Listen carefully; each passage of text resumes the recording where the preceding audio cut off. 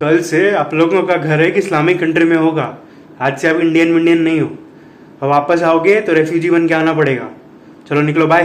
पाकिस्तान में रह गए थे हिंदू, उनके साथ उनको अपने ही देश से बेघर कर दिया। अगर सिर्फ बांग्लादेश की बात करूँ ना, 30% पॉपुलेशन हिंदू थी, आज के दिन पे सिर्फ 8% रह गई। 47 में ही 50 लाख से ज्यादा लोग भारत आए, कहाँ गए बाकी। 1937 में बर्मा को भारत से अलग कर दिया गया था। बर्मा से बहुत चावल बनता था तो चावल की कमी होने लग गई। 1943 से तो हम खाना इंपोर्ट करना चालू कर दिया था हमने। 82% लोग तो वहां रह गए, पर इसके साथ सिर्फ 69% जमीन रह गई खेती के लायक। 65% वीट की और 68% राइस की। तो खाना शॉर्टेज था ही, और साथ में इन रेफ्यूजीज को भी खिलाना था। इतना इनइक्वल डिस्ट्रीब्यूशन हुआ था रिसोर्सेज का। जो अमीर थे, जो यहाँ जल्दी आ सकते थे, वो पहले ही आ गए। बहुत लोग थे जिनको अपनी जमीन से जुड़ाव था, या तो हो सकता है इमोशनली हो या इकोनॉमिकली हो। बहुत लोग तो पैसे ही नहीं जुटा पाए कि नई जगह जाके बसेंगे। बहुत लोग को मौका नहीं मिला। बहुत सारे रीजंस के लिए बहुत सारे लोग पीछे रह गए। जो पार्टीशन का आइडिया था ना, वो 2 नेशन थ्योरी पे बेस्ड था। इसका रफली ये मतलब होता है कि हिंदू और मुस्लिम 2 अलग नेशंस हैं और वो साथ नहीं रह सकते। सिर्फ जमीन बांट देने से ना ये प्रॉब्लम का सोल्यूशन होता नहीं। अंबेडकर जैसे लोगों ने सजेस्ट किया कि मास लेवल पे पॉपुलेशन का एक्सचेंज किया जाए। यहाँ से जो मुस्लिम्स हैं उनको वहां भेजा जाए, वहां के माइनॉरिटी में जो हिंदू थे उनको यहाँ बुला लिया जाए, पर ये किया नहीं गया। इसके अगेंस्ट 2 तर्क है। पहला ये है कि कॉन्स्टिट्यूशन इन देशों की ये सेफगार्ड देती है माइनॉरिटीज को कि हम आपकी रक्षा करेंगे, पर इतने सालों में हमने देख ही लिया उनका क्या वैल्यू है। और दूसरा तर्क ये है कि ये बहुत ही इम्प्रैक्टिकल सा सोल्यूशन है। जमीन बांटना भी इम्प्रैक्टिकल सोल्यूशन था, और जमीन बांट कर पॉपुलेशन एक्सचेंज ना करना तो सबसे बड़ा इम्प्रैक्टिकल बात होगी। ऐसा नहीं है कि ये प्रॉब्लम दुनिया में पहली बार हुई थी, ये यूरोप में पहले हो चुका था, पर टर्की, ग्रीस और बुल्गारिया ने हिम्मत दिखा के करीब करीब 2 करोड़ की पॉपुलेशन का एक्सचेंज किया था। वेस्ट पाकिस्तान था, उससे 1948 तक ऑलमोस्ट सभी आ गए थे। कुछ बहुत कम लोग वहां रह गए थे, पर ये ना बंगाल में नहीं हुआ। कुछ तो पॉपुलेशन की डेंसिटी भी ज्यादा थी, कुछ तो कल्चर भी होमोजीनियस था, तो उनको डर नहीं था उतना इनिशियली। तो इतने सालों में वेव्स कर करके वहां से पॉपुलेशन आती जा रही थी। अब जो मुस्लिम भारत से जा रहे थे पाकिस्तान को, उनके जो घर थे ये बहुत ही इंपॉर्टेंट रिसोर्स थे। तो जो बेच सकते थे उन्होंने बेच दिया, जो वहां से आने वाले लोगों के साथ एक्सचेंज कर सकते थे उन्होंने एक्सचेंज कर लिया, और जो कुछ ना कर पाए उनके घर सरकार ने ले लिया आने वाले लोगों को शरण देने के लिए। ये वेस्ट में बहुत अच्छी तरीके से चला, तो क्या हुआ ईस्ट में या बंगाल में ये अच्छी तरह से नहीं हो पाया। कुछ तो क्या था कि जाने वाले लोग कम थे, कुछ तो ये भी था कि जो जाने वाले थे उनके पास इतने घर मकान थे नहीं। तो ये एक बहुत बड़ा रीजन है कि सरकार जो है वो बंगाल से आए हुए रेफ्यूजीज को लेने के लिए ज्यादा इच्छुक क्यों नहीं थी। तो क्या करते थे, ये घरों में आए हुए लोगों को रखते थे। पर क्या हुआ, 1984 में राजीव गांधी जी ने एक एक्ट लाया, एनिमी लैंड एक्ट। इसके तहत उन्होंने वो सारी प्रॉपर्टीज वक्फ को दे। अब जो शरणार्थी वहां रह रहे हैं वो भी वक्फ को भाड़ा देते हैं। 1950s में नेहरू और लियाकत अली, जो कि पाकिस्तान के प्राइम मिनिस्टर थे, पैक्ट बनाया माइनॉरिटीज की प्रोटेक्शन के लिए। जहां आप चाहते थे एक तरफ की पॉपुलेशन एक्सचेंज कर लिया जाए, वहां पे आप एक्सपेक्ट कर रहे हैं कि जो शरण लेने के लिए आए हैं डर के भाग कर, कि वो लोग वापस चले जाएंगे थोड़े दिनों में। इन्हीं बातों पे ना श्यामा प्रसाद मुखर्जी, जो उस टाइम कैबिनेट में थे, उन्होंने इस्तीफा दिया और उन्होंने अपनी पार्टी बनाई, भारतीय जनसंघ, जो कि आज के बीजेपी के रूट्स है। 1951 में एक सेंसस हुआ था कोलकाता में, जिसके हिसाब से 1/3 लोग जो थे कोलकाता में वही लोकल थे। करीब करीब 27% तो आए हुए लोग थे। वर्ल्ड वॉर 2 के बाद ब्रिटेन को बहुत लेबर चाहिए था, इसलिए उन्होंने अपने बॉर्डर्स खोल रखे थे कॉमनवेल्थ नेशंस के लिए।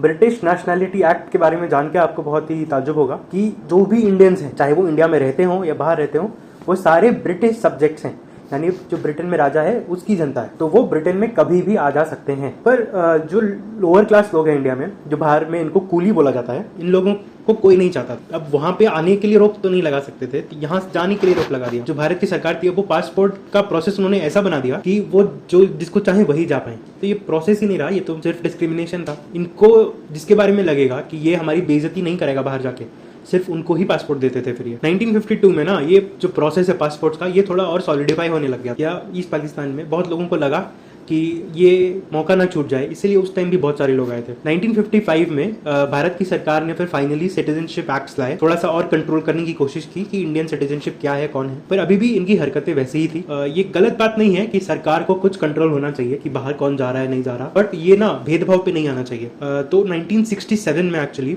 पासपोर्ट एक्ट आए। पासपोर्ट मिलना और इंटरनेशनल ट्रैवल हर सिटीजन का फंडामेंटल राइट है, तो अब से सबको मिलना चाहिए। फिर 1956 में ना माइग्रेशन सर्टिफिकेट्स लाए गए। ये पेपर वर्क था थोड़ा इंफ्रास्ट्रक्चर लगाने के लिए कि एजुकेशन, लोन्स एक्सेट्रा। इन लोगों ने ना बहुत साल से डिस्प्लेस्ड, माइग्रेंट्स, रेफ्यूजीज, ये सब इंटरचेंजेबली यूज किया था, या कहीं कहीं पे लीगल टर्म्स के चक्कर में कुछ तो झोल किया था। इन शब्दों का मीनिंग पर थोड़ा अलग है। रेफ्यूजीज वो होते हैं जो पीड़ित होते हैं, वो वहां से उनको भगाया जाता है या डर के मारे उनको एक जगह से भागना पड़ता है, दूसरी जगह वो जाके शरण लेते हैं, मेरा बचाव किया जाए। उनके लॉज अलग होते हैं, उनको आप जबरदस्ती नहीं कहीं भेज सकते, स्पेशल राइट्स दिए जाते हैं, इंटरनेशनली रिकॉग्नाइज होता है। इन लोगों से सरकार उम्मीद रखती थी कि ये वापस जाएंगे, इसलिए इनको माइग्रेंट्स बोलते थे। माइग्रेंट्स वो होते हैं जो नौकरी की तलाश में या बेहतर इन्वायरमेंट की तलाश में इधर से उधर मूव करते हैं। अब क्या इनको माइग्रेंट्स बोलना सही है? मिस लेबलिंग है। तो 1955 तक क्या होता था ना, सिर्फ रिलीफ कैंप्स बनते थे कि कुछ लोग आएंगे, कुछ दिन के लिए रहेंगे, फिर वो वापस चले जाएंगे। पर जब सरकार को और लोगों को समझ में आया कि नहीं ये तो रहने के लिए आए हैं,